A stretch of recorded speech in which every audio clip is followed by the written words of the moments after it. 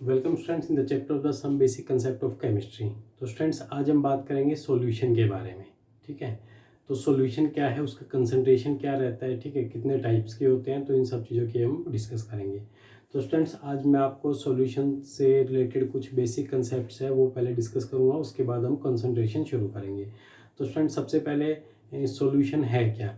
तो जैसे कि हम जानते हैं, देखिए मिक्सचर जो होता है ना, मिक्सचर दो तरह का होता है, होमोजेनियस मिक्सचर और हेट्रोजेनियस मिक्सचर। देखिए दो या दो से ज़्यादा सब्सटेंस जब आपस में मिक्स कर दिए जाते हैं तो that is known the mixture. वो होमोजीनियस भी हो सकता है और हेट्रोजीनियस भी हो सकता है, इसके बारे में हम पहले पढ़ चुके हैं। तो स्टूडेंट्स जो होमोजीनियस मिक्सचर्स होते हैं उन्हें हम सॉल्यूशन कहते हैं। ठीक है, तो सभी होमोजीनियस मिक्सचर्स को हम सॉल्यूशन कह सकते हैं। ठीक है स्टूडेंट्स, तो सॉल्यूशन का जैसे कि हम एग्जांपल लें तो सॉल्यूशन का एग्जांपल हो गया, जैसे कि हमने एक कंटेनर लिया, उसके अंदर हमने वाटर ले लिया। ठीक है, वाटर लेने के बाद उसके अंदर हमने शुगर ऐड कर दी। ठीक है, तो शुगर ऐड करने पर क्या बन गया, एक सॉल्यूशन बन गया। सॉल्यूशन कैसा बनाइए, that is the solution which have contain the non reactive substance. इसके अंदर जो सब्सटेंस हमने लिए हैं वो नॉन रिएक्टिव हैं। ठीक है, तो ये होमोजेनियस मिक्सचर बना, होमोजेनियस मिक्सचर को हम सॉल्यूशन कह सकते हैं। ठीक है, तो ये कैसा सॉल्यूशन बना है, that is the sugar solution. तो स्टूडेंट्स सॉल्यूशन होता क्या है, इसको डिफाइन कैसे करेंगे। सॉल्यूशन वो होता है जब दो या दो से ज़्यादा सब्सटेंस जो है मिक्स कर दिए जाएं और वो सब्सटेंस नॉन रिएक्टिव होने चाहिए, ये नहीं कि डालने पर रिएक्शन करने लगे, तो ये नॉन रिएक्टिव रहते हैं। ठीक है, तो नॉन रिएक्टिव सब्सटेंस जब मिक्स होते हैं आपस में तो एक सॉल्यूशन बनाते हैं। ठीक है, तो इस तरह से हम यहाँ पर एक्सप्लेन कर सकते हैं।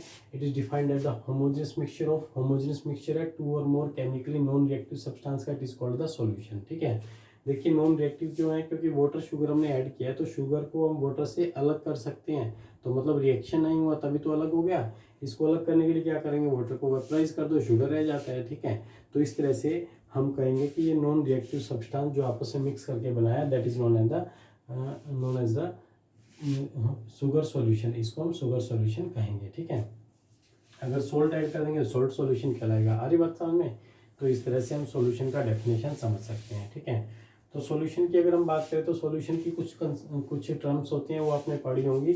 एक तो होता है सैचुरेटेड सॉल्यूशन। ठीक है, एक होता है अनसैचुरेटेड सॉल्यूशन।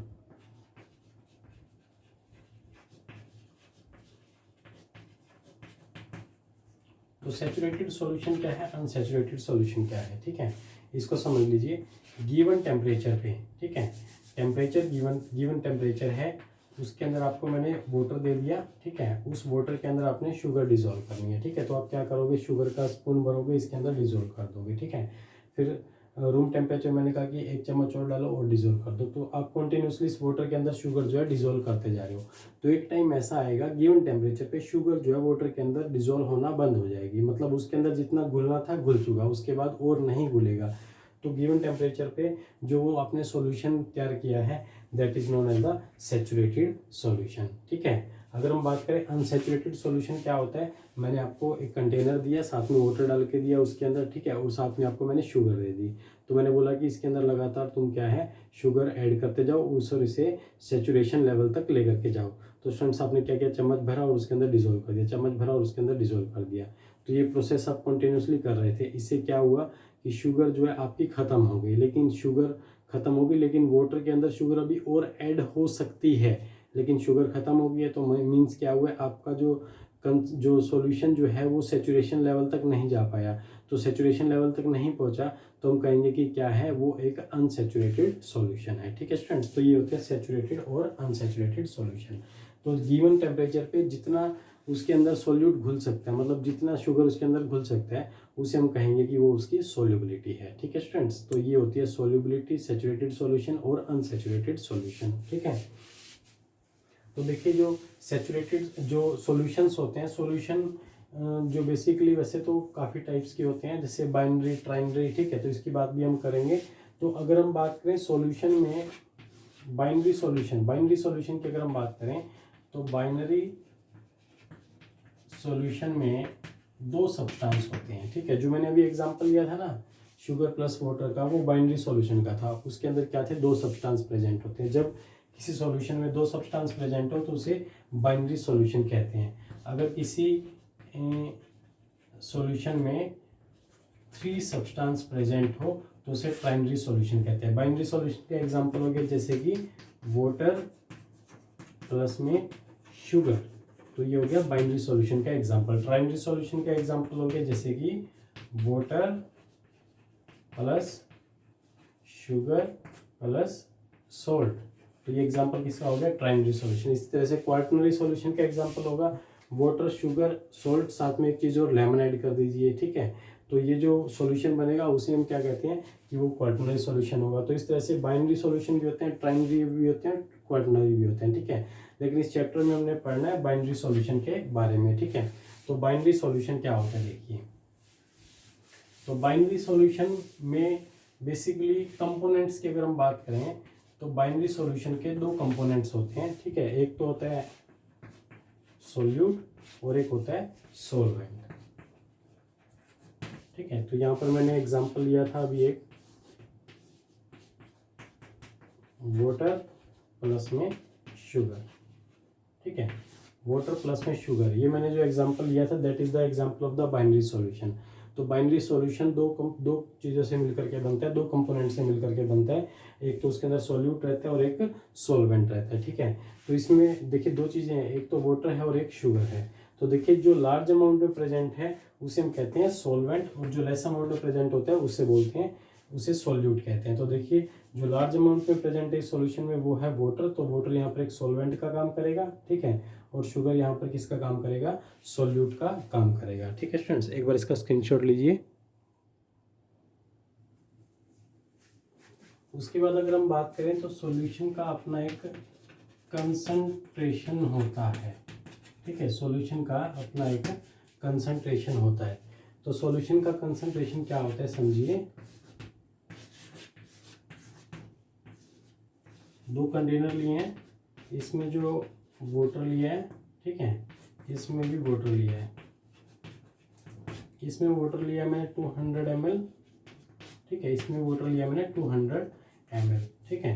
तो देखिए सॉल्यूशन का कंसंट्रेशन कैसे कंसीडर करते हैं। तो स्टूडेंट्स इसमें जो वाटर लिया मैंने 200 ml, इसके अंदर मैंने क्या किया, 10 ग्राम जो है सोल्ट ऐड कर दिया, ठीक है। 10 ग्राम सोल्ट ऐड किया तो ये क्या बन गया? सॉल्यूशन बन गया, ठीक है।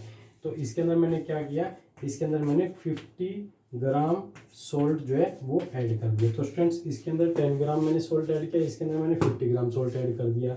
तो देखिए बने तो दोनों सॉल्यूशन है, लेकिन इनमें कंसंट्रेशन ज़्यादा किसका होगा?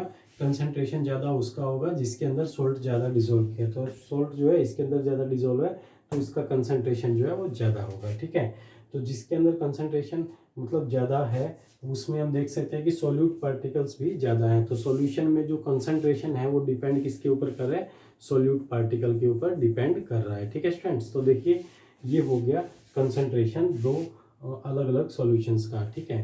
तो ये कंसंट्रेशन हमें समझना है कि कैसे निकालें, ठीक है। तो इसको निकालने के लिए कुछ मैथमेटिकली ऑपरेशंस, मैथमेटिकली कुछ फॉर्मूले हैं, तो मैथमेटिकली जो है उनसे भी हम इसका कंसंट्रेशन जो है बड़े इजीली निकाल सकते हैं, ठीक है। आपके 9th क्लास में भी आता है कंसंट्रेशन का टॉपिक, ठीक है। तो उसमें तो एक छोटा सा टॉपिक था, लेकिन इसके अंदर हम काफ़ी सारे मेथड सीखेंगे जैसे मोलैरिटी, ठीक है। तो ये सब मेथड जो है इस चैप्टर के अंदर हम सीखने वाले हैं जिससे हम कंसंट्रेशन इजीली निकाल सकते हैं, ठीक है स्टूडेंट्स। तो आपको मैं थोड़ा सा और एक्सप्लेन कर दूं सॉल्यूशन के बारे में, उसके बाद हम कंसंट्रेशन के ऊपर ही ध्यान देंगे, ठीक है। सॉल्यूशन की कंसंट्रेशन के ऊपर ही फोकस रहेगा, ठीक है। तो उससे पहले आप एक चीज़ और समझ लीजिए। देखिए वाटर के अंदर मैंने शुगर ऐड किया है, ठीक है। वाटर के अंदर शुगर ऐड किया या फिर हम सोल्ट ऐड कर लेते हैं तो एक सॉल्यूशन बन रहा है, ठीक है। इसमें सोल्ट जो है डिज़ोल्व हो जाता है, डिज़ोल्व होने के बाद ये सोल्ट हमें इसके अंदर दिखाई तक नहीं देता, ठीक है। ऐसा क्यों है? क्योंकि इसमें जो सोल्यूट पार्टिकल्स हैं उस पार्टिकल का साइज जो है वो लेस देन 1 nm होता है, ठीक है। वह less than 1 nm, less than 1 nm मतलब उसमें जो पार्टिकल का साइज है, ठीक है, सोल्यूट पार्टिकल का साइज वो काफ़ी छोटा होता है, ठीक है। वो लेस देन 1 nm, 1 nm से भी कम होता है, जिसकी वजह से उस पार्टिकल को हम अपनी नेक्ड आई से नहीं देख सकते, ठीक है। तो सॉल्यूशन में प्रेजेंट सोल्यूट पार्टिकल्स को हम नहीं देख सकते हैं क्योंकि उनका साइज काफ़ी स्मॉल हो जाता है, ठीक है स्टूडेंट्स। तो और एक चीज़ और होती है कि उसके अंदर जो सोल्यूट पार्टिकल्स है वो कभी उसकी इस कंटेनर के यहाँ पर बॉटम के ऊपर नहीं बैठते हैं, ठीक है। जैसे कि हम रेत वगैरह कुछ डाल देते हैं तो वो तो नीचे आके बैठ जाते हैं, लेकिन ऐसा इसके अंदर नहीं होता है। सॉल्यूशन एक स्टेबल है, ठीक है। तो स्टेबल, इस सॉल्यूशन की अपनी स्टेबिलिटी होती है, जिसके कारण जो है सोल्यूट के पार्टिकल जो है बॉटम में नीचे नहीं बैठते हैं, ठीक है स्टूडेंट्स। तो ये हो गया सॉल्यूशन से रिलेटेड हमारे सभी कंसेप्ट्स, ठीक है। तो उसके बाद हम शुरू करने वाले हैं इसका कंसंट्रेशन। तो अभी तक के लिए आप इसका स्क्रीनशॉट लीजिए और इसे नोटबुक में नोट कर लीजिए।